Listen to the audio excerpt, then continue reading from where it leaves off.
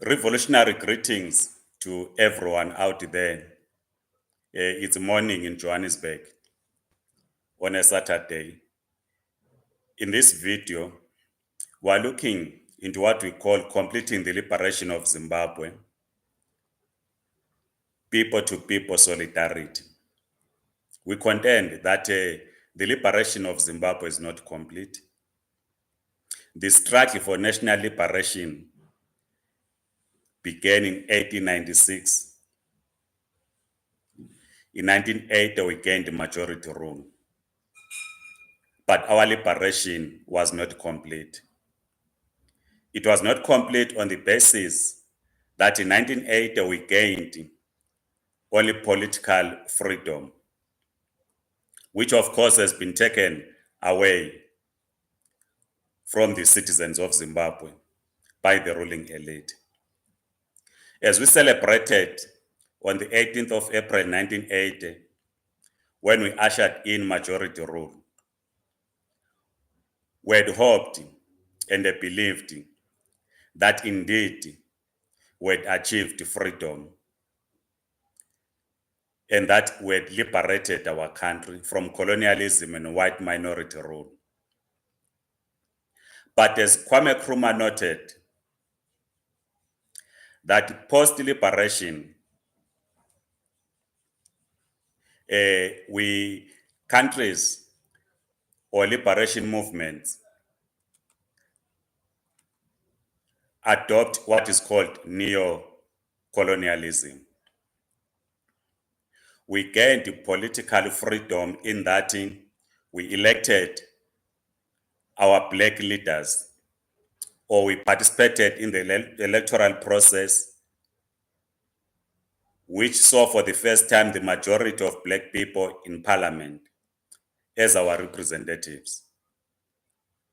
But that liberation was not complete. This is why the Zimbabwe Communist Party says there is need to complete our liberation. In this video, we want to discuss, as part of completing the liberation of Zimbabwe, a new phrase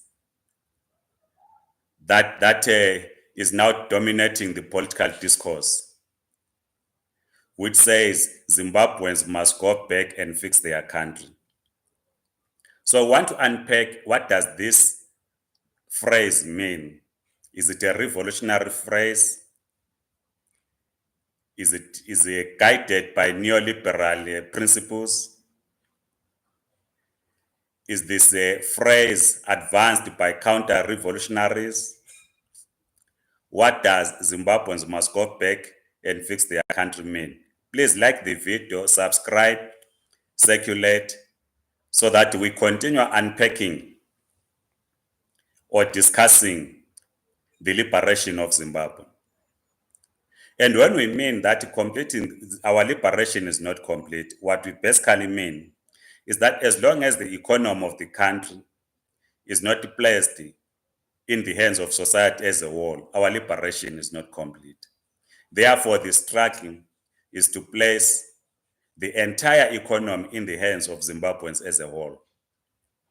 This will end mass migration as witnessed in the last years, which some, particularly in South Africa and other neighboring countries, are beginning to get tired of the presence of Zimbabwean migrants, to an extent that a new phrase, which says Zimbabweans must go back and fix their country, has emerged. And we must unpack this. Firstly, the phrase which says Zimbabweans must go back and fix their country, it assumes that Zimbabweans have basically given up in participating in the electoral process, and that Zimbabweans in the last years have stayed away from elections. And we know that it is not true. We know that Zimbabweans have always participated in elections, whether they are in South Africa or in neighboring countries, on election day or election weekend.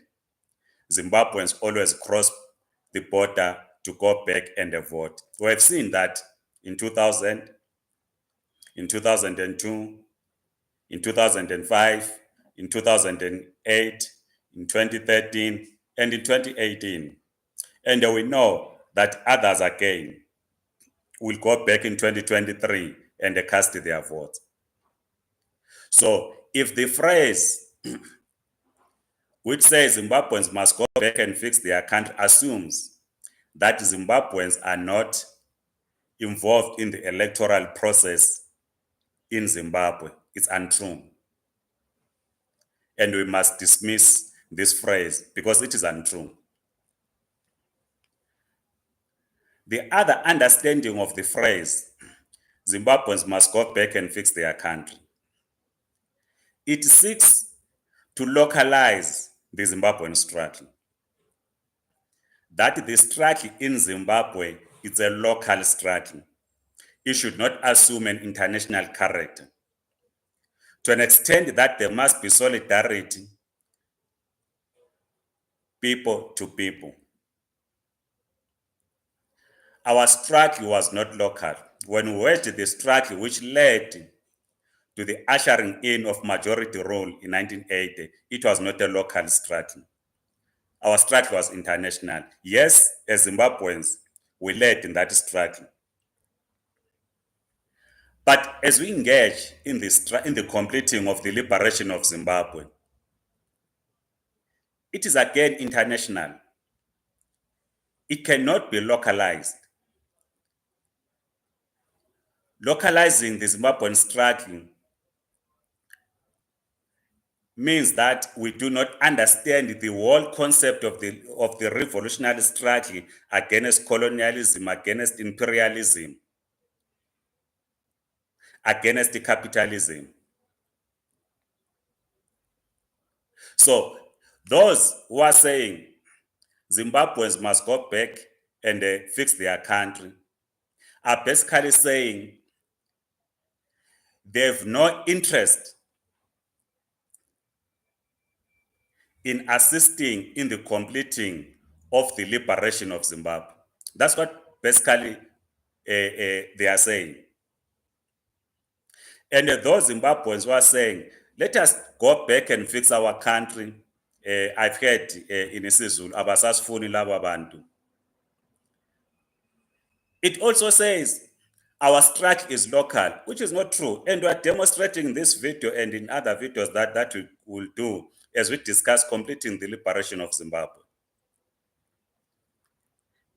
We know the class character of ZANU-PF. And we know that our problems, all our problems, and why our liberation is not complete, ZANU-PF is the face. Post November 2017, we characterized Zimbabwe as a deep state or a deep military state.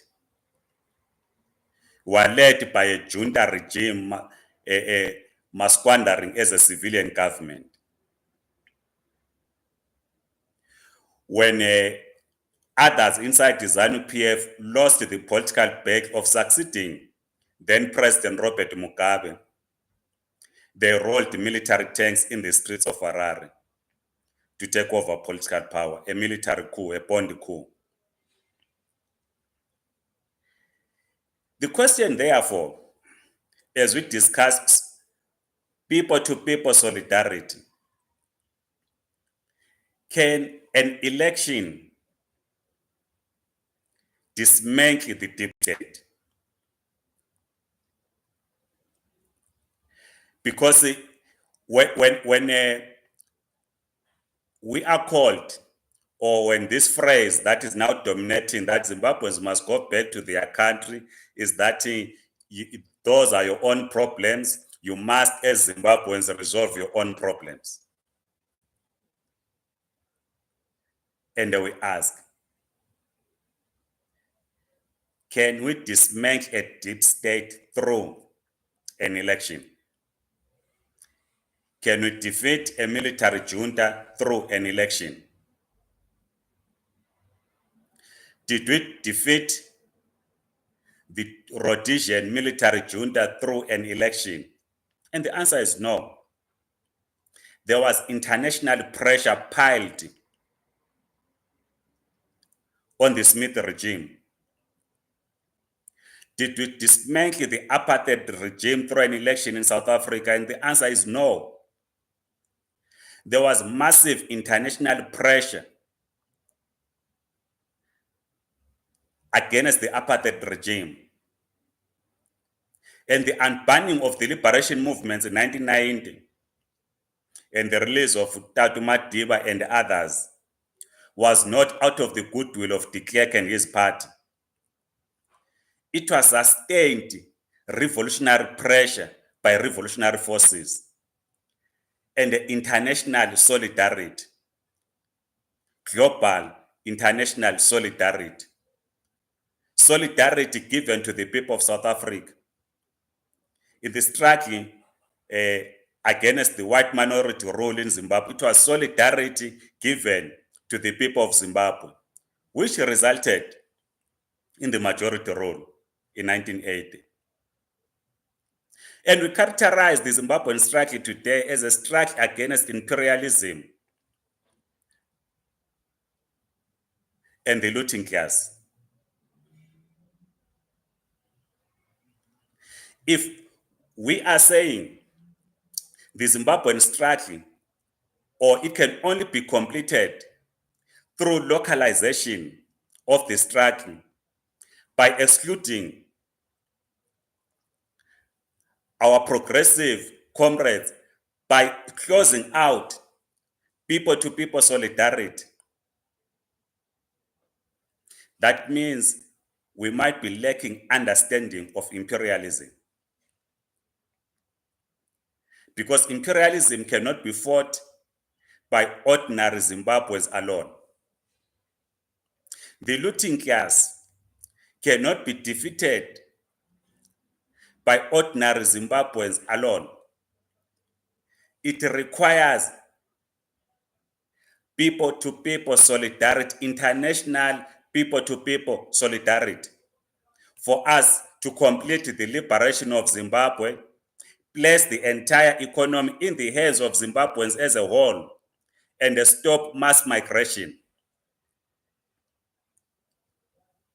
So the withdrawal of permits in South Africa, the deportation of migrant Zimbabweans in Botswana and in other countries in the region, in the name of Zimbabweans must go back to fix their country, it is not the answer. The answer is for us to appreciate and say, yes, indeed, Zimbabwe is a deep military state, and that Zimbabweans have always participated in the electoral process and elections are rigged. When young people in 2018 took to the streets, whether we agreed with them or not, it's a debate for another day. But when they took to the streets, demanding the announcement of results, the army was set on them. People were killed. Former South African President Comrade Halima Monkyante was sent to Zimbabwe to lead a commission of inquiry. The report is public. No one, none at all, was brought into the Zimbabwean courts for the massacre of young people in Harare on the 1st of August 2018 for demanding the results of the elections. When in January in 2019, the workers, under the banner of the Zimbabwe Congress of Trade Unions, took to the streets demanding better wages, demanding better working conditions, the army was set on them. People were killed, people were tortured. It is common cause today that Zimbabweans, when they demonstrate in the streets of any city in Zimbabwe, the army and the police will be set on them. And then we get told Zimbabweans must go back and fix their country. We have never refused. As I've said, Zimbabweans have always participated in the electoral processes in Zimbabwe. Zimbabweans mobilized themselves and waged a struggle against minority rule. When we attained majority rule in 1980, a genocide was committed against the people of Matabeleland and parts of Midlands.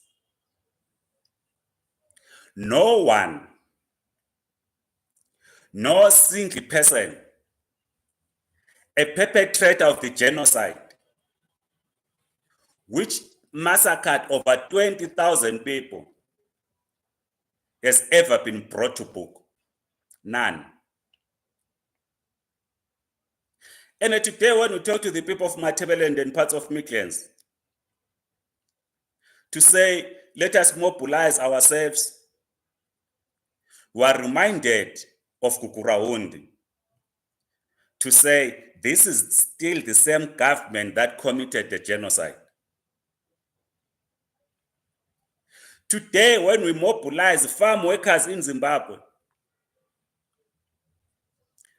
we are reminded through their trade union and the farm workers themselves that they were brutalized by the ZANU-PF regime during the chaotic land reform program, and none was brought to court.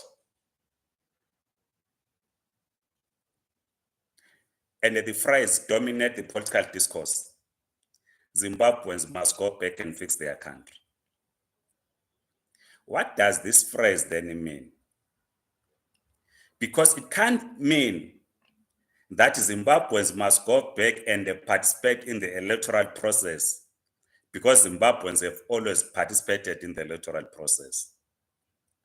It can't mean that Zimbabweans must go back and occupy the streets until the ZANU-PF government collapses. It can't mean so. Because we know that the African Union, when President Ramaphosa was chairperson of the African Union, it adopted, which is now its guiding principle, silencing the guns in the continent. And we do not want to assume that the call of saying Zimbabweans must simply go back and fix their country is a call on Zimbabweans to pick arms and fight the Mnangagwa regime. And we do not want to think so. So what does this phrase, Zimbabweans must go back and fix their country, mean? Because completing the liberation of Zimbabwe is an international strategy that requires solidarity, to people solidarity. And the first step in providing people solidarity is to recognize within the SADC region that poor economic policies by ZANU-PF has led to its citizens leaving the country to work in neighboring countries.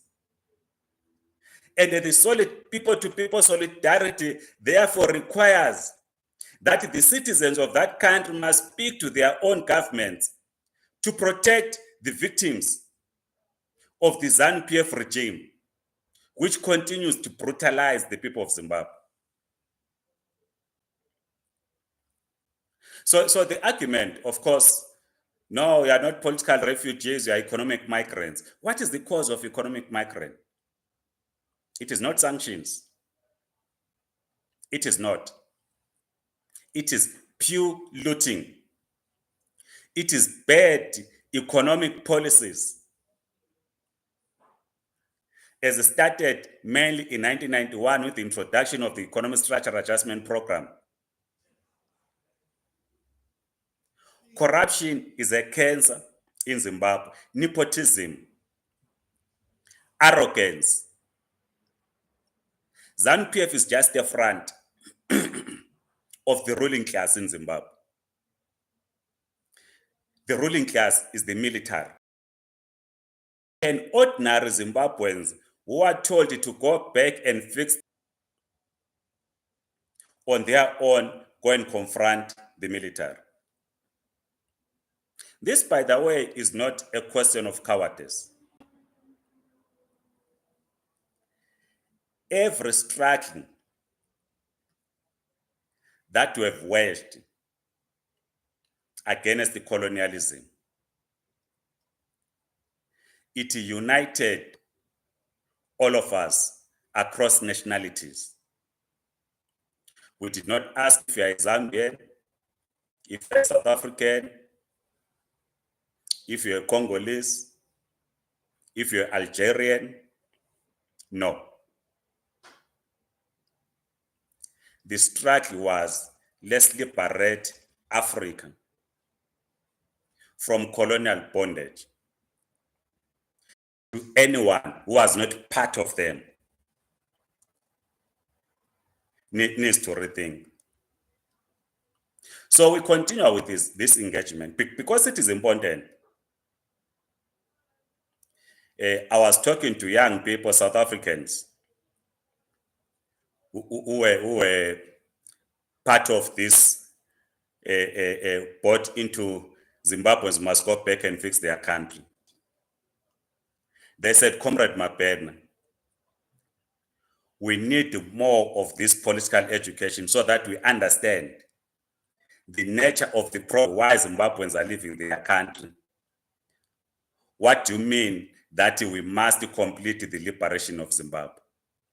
Because once we complete the liberation of Zimbabwe, few Zimbabweans will cross the border to Mozambique, to Zambia, to South Africa, to Botswana, looking for employment. I am Ngqabutho Nicholas Mapena, General Secretary of the Zimbabwe Communist Party. Let's continue with this discussion. Thank you so much. Bye-bye.